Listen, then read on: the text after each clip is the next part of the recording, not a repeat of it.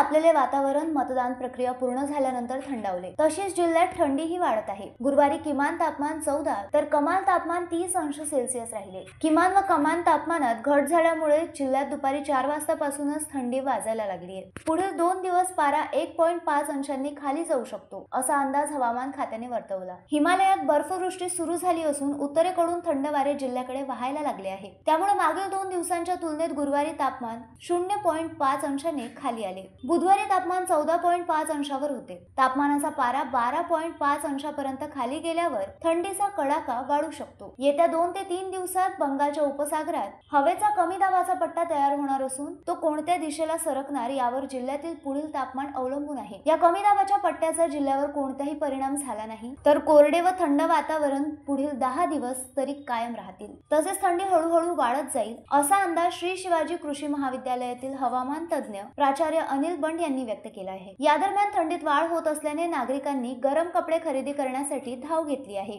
Sweater, jacket, muffler, कान टोप, हातमोजे खरेदीसाठी लगबग सुरू झाली आहे। शहरातील रस्त्यांवर गरम कपडे विकणाऱ्यांची संख्या वाढली आहे। थंडी वाढत असल्याने नागरिक उबदार कपडे खरेदी करत आहेत। The sting operation news Amravati.